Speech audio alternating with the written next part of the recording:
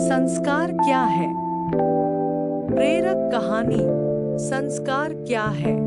एक राजा के पास सुंदर घोड़ी थी। कई बार युद्ध में इस घोड़ी ने राजा के प्राण बचाए और घोड़ी राजा के लिए पूरी वफादार थी। कुछ दिनों के बाद इस घोड़ी ने एक बच्चे को जन्म दिया। बच्चा काना पैदा हुआ पर शरीर हष्ट-पुष्ट व सुडौल था। बच्चा बड़ा हुआ। बच्चे ने माँ से पूछा, माँ मैं बहुत बलवान हूँ पर काना हूँ, यह कैसे हो गया?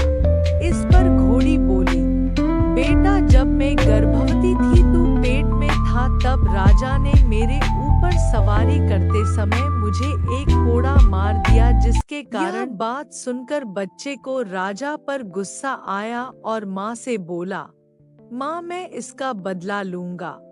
माँ ने कहा, राजा ने हमारा पालन पोषण किया है, तू जो स्वस्थ है सुंदर है उसी के पोषण से तो है। यदि राजा को एक बार गुस्सा आ गया तो इसका अर्थ यह नहीं है कि हम उसे क्षति पहुँचाए। पर उस बच्चे के समझ में कुछ नहीं आया। उसने मन ही मन राजा से बदला लेने की सोच ली।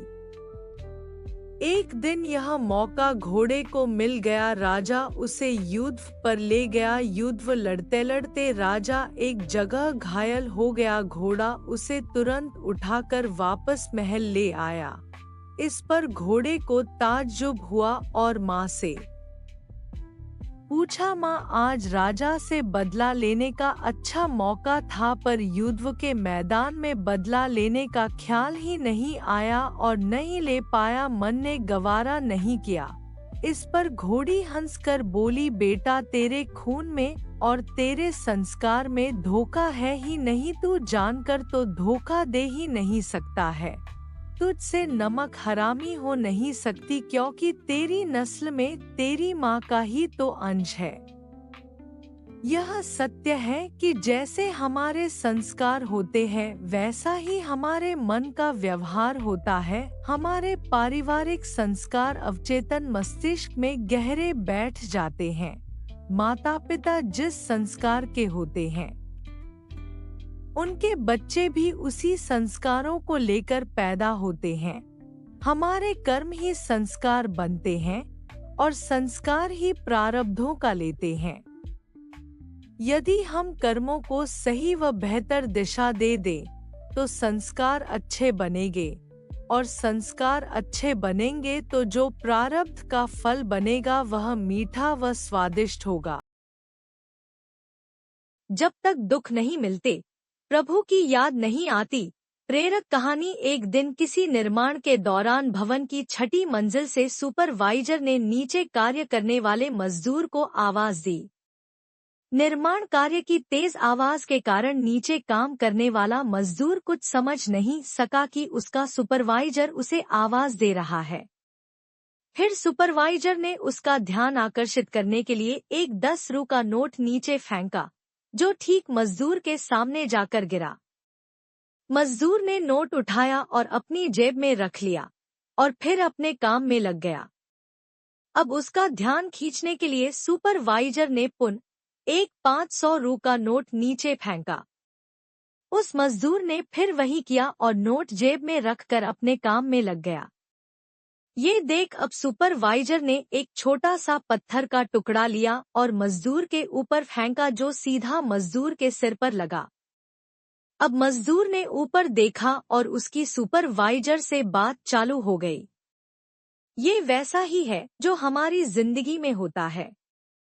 भगवान हमसे संपर्क करना, मिलना चाहता है, लेकिन हम दुनियादारी के कामों में व्यस्त रहते हैं, अतः भगवान को याद नहीं करते।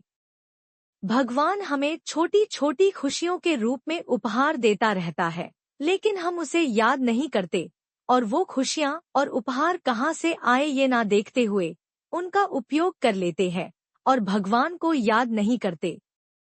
भगवान हमें और भी खुशियों रूपी उपहार भेजता है, लेकिन उसे भी हम हमारा भाग्य समझ कर रख लेते हैं। भगवान का धन्यवाद नहीं करते, उसे भूल जाते हैं।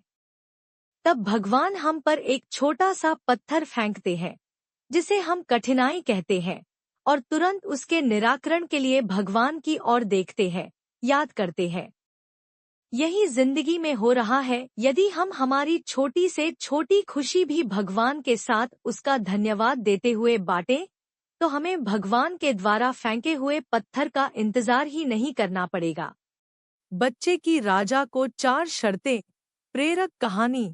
बच्चे की राजा को कैरशाटन। एक बार एक राजा नगर भ्रमण को गया तो रास्ते में क्या देखता है कि एक छोटा बच्चा माटी के खिलौनों को कान में कुछ कहता फिर तोड़कर माटी में मिला रहा है। राजा को बड़ा अचरज हुआ तो उसने बच्चे से पूछा कि तुम ये सब क्या कर रहे हो? तो बच्चे ने जवाब दिया कि मैं इनसे पूछता हूँ कि कभी राम नाम जपा और माटी को माटी में मिला रहा हूँ। तो राजा ने सोचा इतना छोटा सा बच्चा, इतनी ज्ञान की बात। राजा ने बच्चे से पूछा कि तुम मेरे साथ मेरे राजमहल